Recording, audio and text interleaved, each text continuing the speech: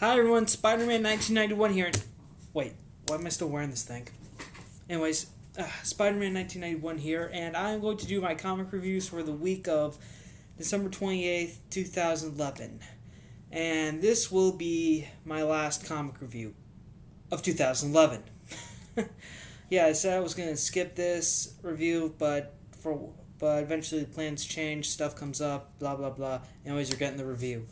Okay, so first off, before I get into comics, I want to talk about a free item that came at the comic store I went to, and I don't know if this happened to any of you guys, but it probably could or not. It's probably circumstantial, but I got a free Marvel 2011 wall calendar. Great, and not only does this thing have a bunch of great artwork to go along with the dates and stuff. Various covers are used for the artwork above the dates and stuff, but also there is some added bonuses to this calendar, such as the first being an ad for full poster ad for Avengers vs. X-Men, and this upcoming Venom story arc. And the last thing that I really, really enjoyed was a listing of the X-Men post-Schism. We have the Cyclops side and the Wolverine side, although I did see the Wolverine side at the end of the first issue of Wolverine and the X-Men. The Cyclops' X-Men, I think this might have been added on Uncanny, but this is a nice convenience that they add to this calendar. Anyways, and another thing I want to point out about the calendar is that if you go to May, they have the day marked for the Avengers movie to come out, which is May 4th, Friday. Can't wait for that. And also it's the day right before Free Comic Book Day. So yay, double yay. And one thing I want to point out regarding the whole date of the Avengers movie. They have the Avengers movie posted, but if you go to July, they don't mention anything about the Amazing Spider-Man movie coming out. That's it. I just think that's a little weird, because you have them promoting one movie but not the other, which I guess is possibly because the Spider-Man film rights are still owned by Sony, but I don't know. Still, this is a very nice calendar. If you can get this, great. If not, it's okay if you don't, because it's free, and if you actually have to pay for this, it seems kind of ridiculous. But still, it's a very nice calendar, and I would kind of recommend it to everyone. And I would say that if you are able to get a free copy of this, then whoop-de-doo for you. Okay, now for actual comics, and let me get started with Marvel. The first thing I want to talk about is Captain America number 5 and 6. These two came out today. Both these issues came out today, which is pretty great because they sort of lead into each other, even though this concludes a story arc and this begins a new one. Anyways, basically what happens is, in Captain America 5, Steve Rogers continues to fight Agent Bravo in the dream world, but then Agent Bravo shoots Captain America with a beam that deactivates the super soldier serum. It doesn't get rid of it, just does the opposite of what the Vita Rays did to it originally, which, if you read the Steve Rogers Super Soldier miniseries, then you should know that pretty much returned Steve Rogers back to his original skinny state. And even though Steve's strength is reduced, he's still able to fight Bravo, get the upper hand, hold his own in the fight. But back in reality, though, the Queen Hydra has just shot Jimmy Jupiter, and as he's dying, Sharon Carter begs him to pretty much try his best during his last few moments of life to bring back Steve Rogers and to bring back Captain America. And Jimmy is able to do that, but is able to open a portal allowing both Captain America and Agent Bravo to come back to the real world, but Jimmy dies. Sad. And meanwhile, unfortunately, the Queen Hydra escapes, and she's later seen talking to Baron Zemo about how the whole point of this whole mission with Agent Bravo was to sort of weaken Steve's patriotism and his resolve and stuff. Because later Steve has a nightmare where he's sort of on his roof talking to Sharon Carter, then all of a sudden he he suddenly turns back to his weak, skinny pre-super soldier state. And it turns out this is just a nightmare, and that's clearly a ramification of Steve fighting Bravo in the dream world. And picking up next issue, though, and now we pick up in Captain America 6. Cap has another nightmare, except this time he's fighting a supervillain, and suddenly he turns back into into Skinny Steve Rogers. And, well, Skinny Steve. And then the next day, after he wakes up, he decides to get physical from Iron Man. And while Iron Man scans the tests to get the results, Cap goes on patrol with Hawkeye, and they get a call from Sharon Carter saying there's a riot going on in New York City, and Cap finds them, and he and Hawkeye are able to quell the riots, but then they discover the source of the riots, and it's a device called a mad bomb. And basically what the mad bomb does is pretty much, well, for the rioters, it pretty much encouraged them all to be savage and pretty much fight the police and stuff. And interesting enough, though, when Steve starts getting closer to the mad bomb, though, he starts to go back. He suddenly turns it back. I mean, his super soldier serum deactivates again, this time in real life. And not at a good moment, because right when that happens, the Serpent Squad shows up, and they attack Captain America and Hawkeye. Okay.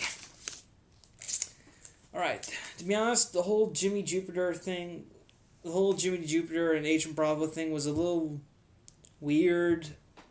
Was a bit of a strange story arc. I mean, going into a world with, like, that was sort of a dream world or something. It was a little weird.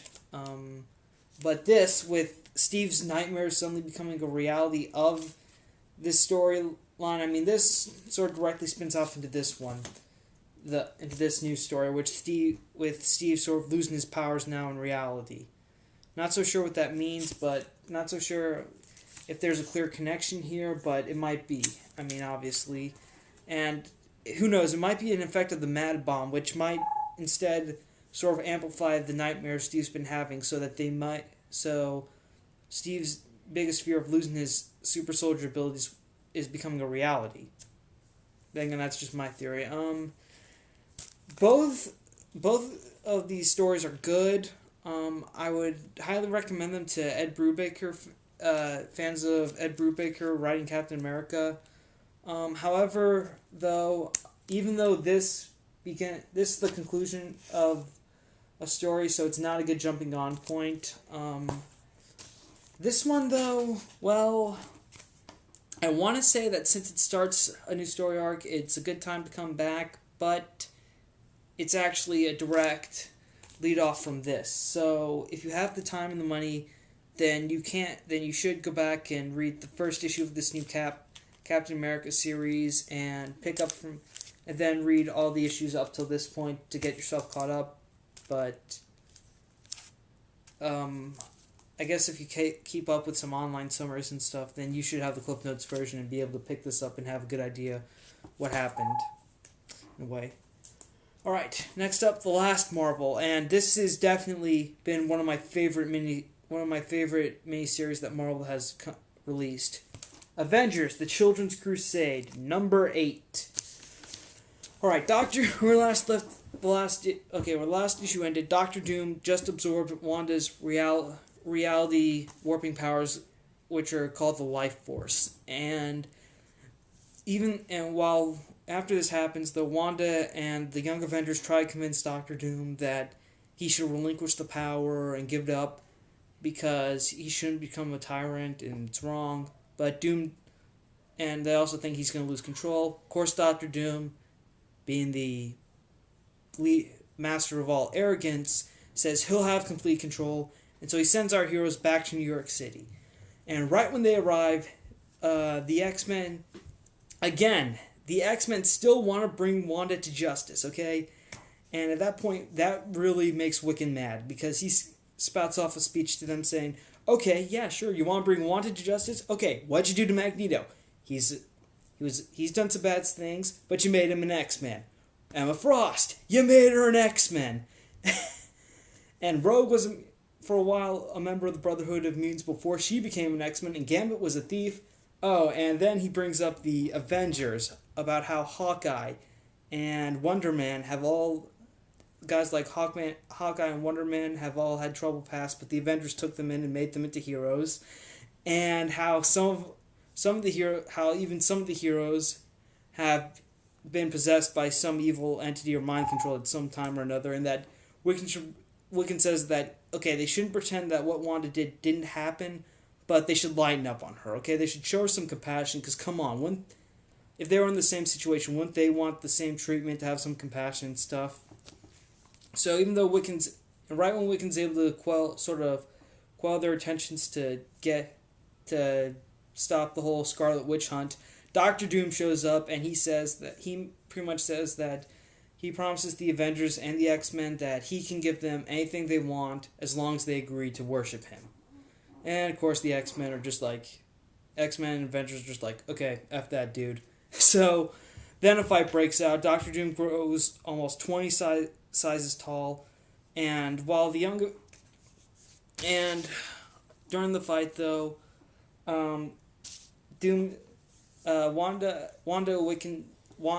Scarlet Witch and Wiccan believe that they could probably suck the power out of Victor if they open a portal to get rid of the life force, but they're going to need a distraction. So Scott Lang, the second Ant-Man who was recently revived a few issues ago, goes off to distract Doom, but by shrinking down and causing some inner damage to Doctor Doom's inner ear, which, let's face it, Doom's still a man.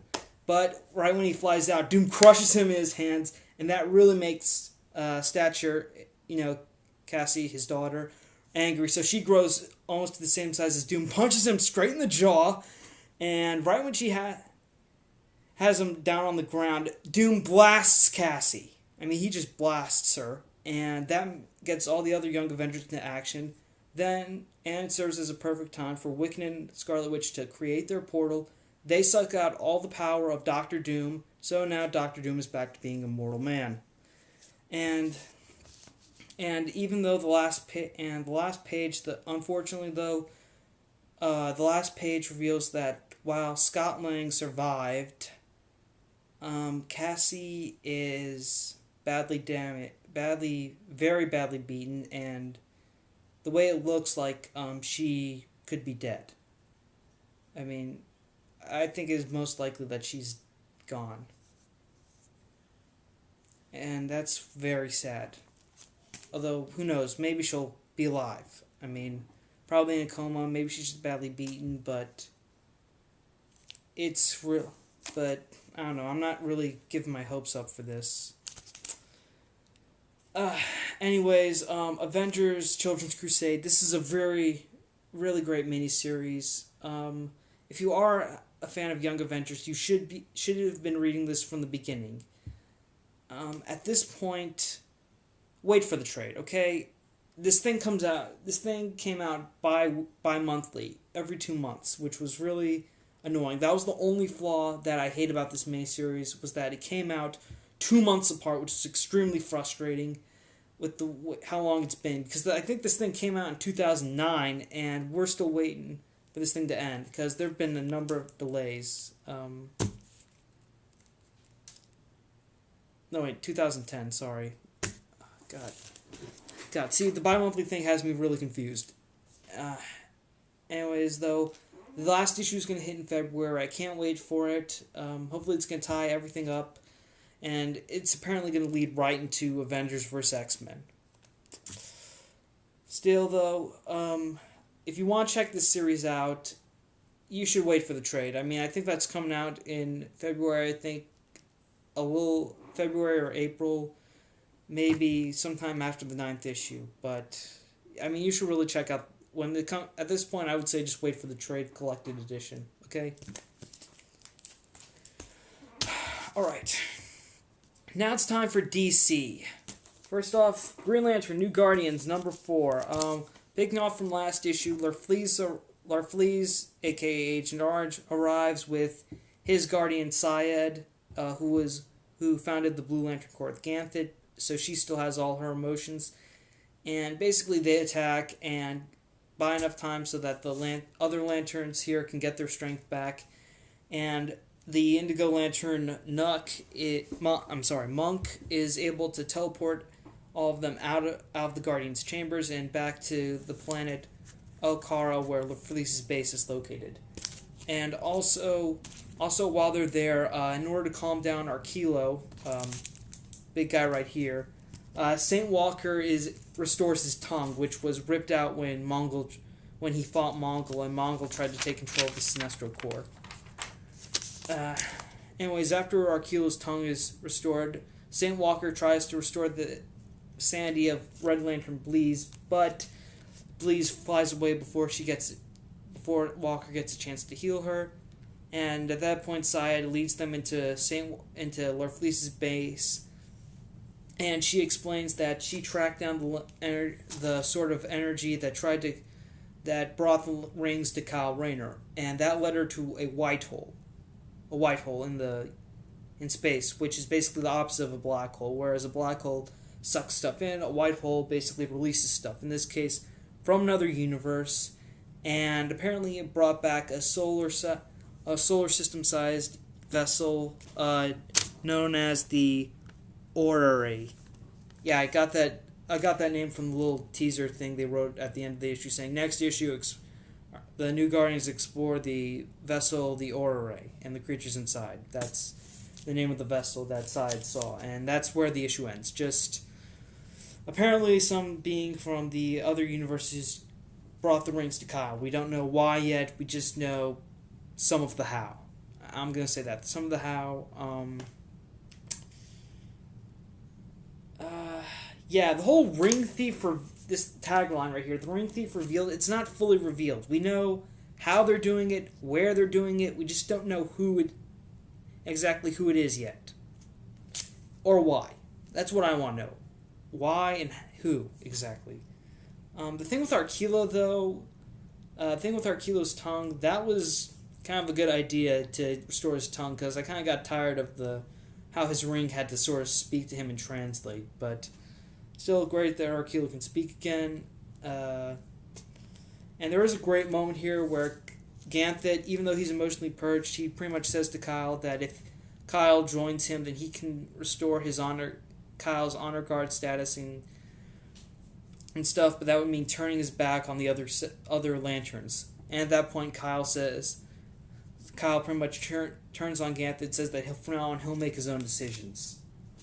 So that was an interesting thing here, since Ganthet and Kyle have had a close relationship. Now Kyle's turned on him since Ganthet doesn't have emotions anymore. Still, the Guardians are real bastards now. Except for Syed, though, because she's still a good one. Okay, moving on. The Flash number 4. Okay, all this issue talks about is Barry's friend Manuel, and we learned that Manuel has regeneration powers from joining the CIA. That the CIA labs gave him regenerating powers, and he used those powers to track down some terrorists, and that all his clones came from discarded limbs. Basically, if they cut off an arm from his, it would regrow into another Manuel. However, all the clones lacked the ability to... While the clones do have Manuel's regeneration abilities, they have a very limited lifespan. And also, if the arm of a clone cuts off, it won't grow into another Manuel. It will just stay a gross, dismembered arm. That's all. Also, Barry Allen is still alive. Yeah, we saw it coming. Apparently, when he was shot, instead of going right to his head, his instincts had him move aside at super speed so that no one could see him dodge the bullet, but it still grazed his head so that blood still came out. And also, he hit his head on the back of the wall and was knocked out for a bit. And at that point, Barry realizes that he doesn't have a complete control of his mental abilities, and also he needs to stop overthinking things now. He just needs to trust his instincts and be the Flash and just save the day. That's it. So just as the building that Barry's in is about to explode, he gets out of safety in time while putting on his Flash costume and runs off to save the day. That's all. Okay, really, all this issue is just explaining the bad guy. That's all. It's just getting behind the bad guy, that's all. And Barry has a moment of self-realization that he doesn't have complete control of his mental abilities. That's all. That's all that happens, really. I'm not too crazy about the new Flash. I mean, I love the Flash. Barry is my fifth favorite hero, and I'm still gonna end up buying this because it's the only Flash series around. I mean, hopefully it will get better. Maybe the story will have a great conclusion, but this issue, it was just filler. I mean, come on, they could have explained this any time a few issues ago or maybe next issue, but they didn't have to dedicate an entire issue to it. Just, come on, man, really? Alright, now for something that really...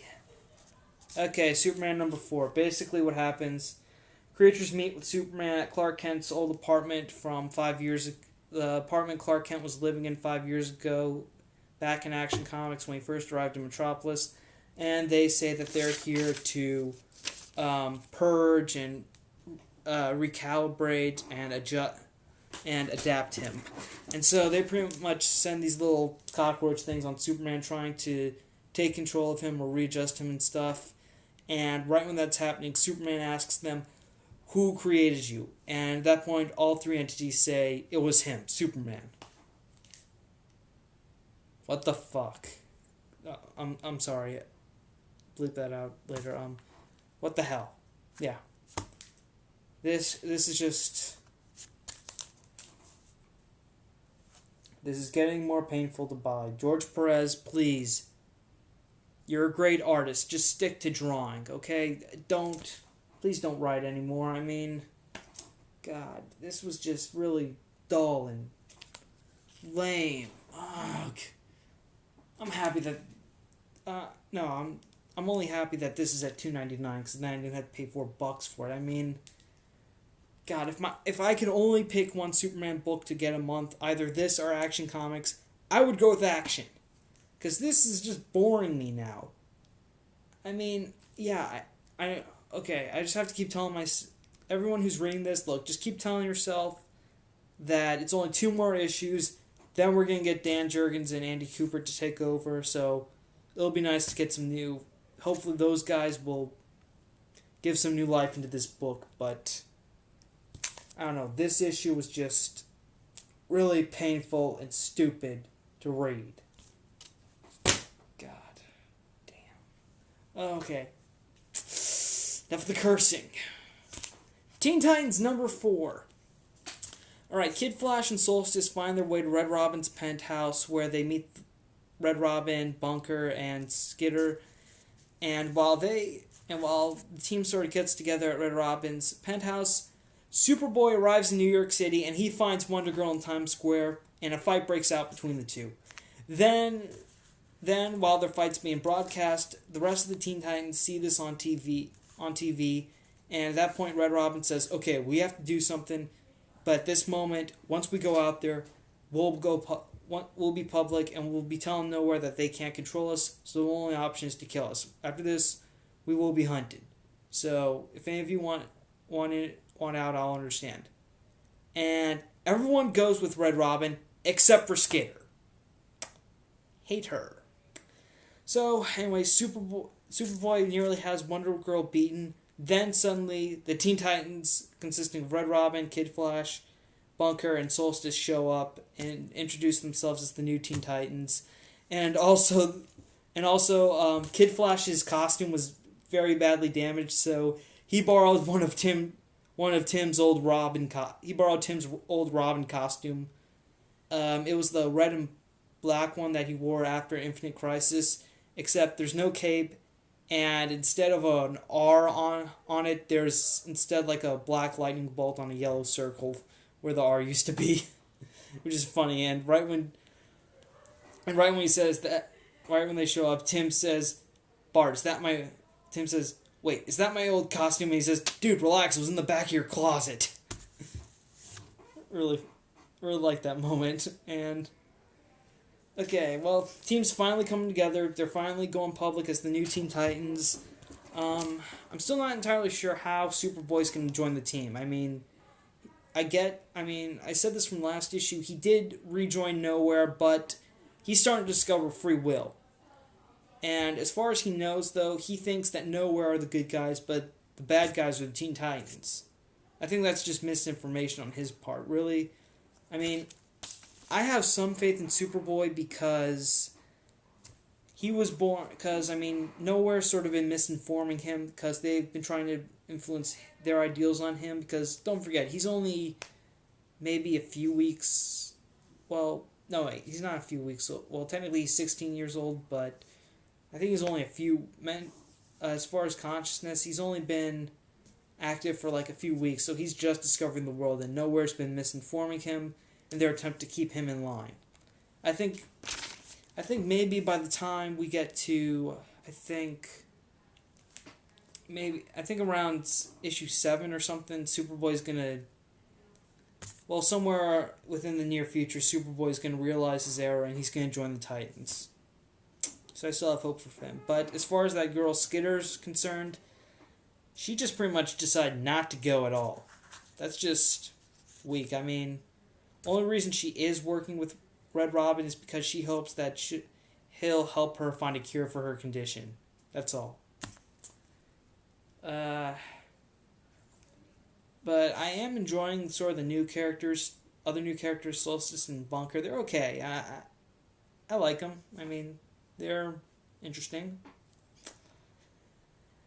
Still, Teen Titans number 4, though, it's something that's really, it's similar, but it's a little different. However, though, I wish that Superboy would wake up and start smelling the roses and realize that the Nowhere is the bad guy soon, because the Teen Titans could really use his help.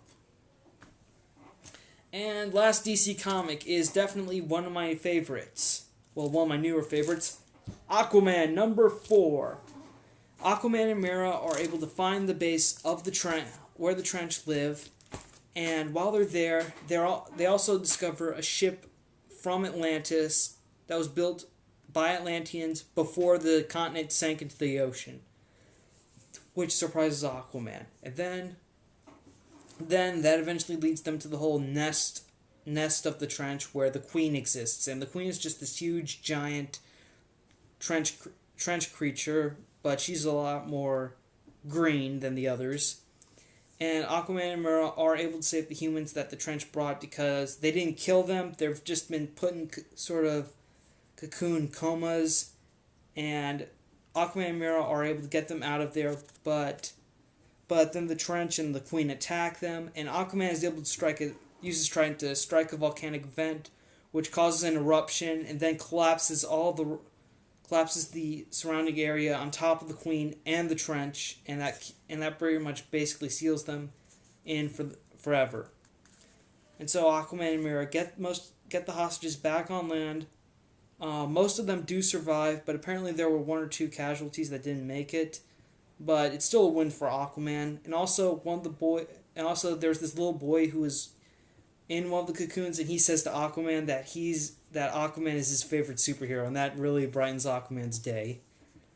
And the next morning, Mera's sort of bandaging up some of Aquaman's wounds when they get a knock at the door from the deputy who first contacted them about the Trench. And the deputy says, and apparently the dog that was in the cocoon, there was a dog that was in a cocoon a few issues ago, and apparently the dog's owner was one of the casualties with the Trench, so the deputy brought the dog back, and Aqua and Mera adopt the dog. Funny. I don't know why I include that. It's just like a sweet moment at the end, but still, Aquaman has definitely. I was greatly surprised by this book. Okay, Jeff Johns has done the impossible. He's made Aquaman cool. Right? I mean, come on. Every one of us can admit we've made fun of Aquaman in the past, but now Jeff Johns has made him cool, which is great. And this really ties it up. I mean, the Queen of the Trench was really huge, and Aquaman was really just able to take her out as well as the Trench army, which was awesome. And also there's the sweet moment at the end with Mera, Aquaman, and the dog. Very nice. And we do get a teaser here where for the next story arc, which will be Aquaman going in search of why Atlantis sunk. That sounds very interesting. I don't think that's ever been explored before, but hey, Jeff Johns, you're doing a great job on Aquaman. Here's hoping that you still do an even better one. Okay. And that concludes my comic books for this week. Okay, so in conclusion, Aquaman, still awesome, very cool. I would highly recommend. This is definitely the best of the new 52. Teen Titans number 4. Teams finally revealed themselves to the public. Now they have to take on Superboy, and hopefully Superboy will see the error of his ways and start to realize he's made a big mistake. Superman number 4. Only 2 more issues, then George Perez is gone.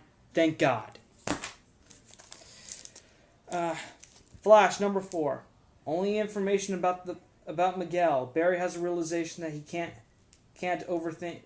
He doesn't have control of his mental abilities, so he should just stick to his old policy of just heading in with his instincts, going for him and save the day. Green Lantern New Guardians. Little bits revealed about about the energy that's controlling brought the rings to Kyle, where it came from. Still not sure who exactly is doing it or why. Avengers Children's Crusade number 4. The supposed death of a young Avenger, and Victor Von Doom once again has the powers of God, but he loses it just like that. Still a great miniseries. Definitely wait for the trade when it comes out soon. And Captain America 5 and 6. Very interesting story. Very interesting stories here about first Cap getting stuck in a dream world, then his dreams becoming a reality. Very interesting. Can't wait to see where this goes.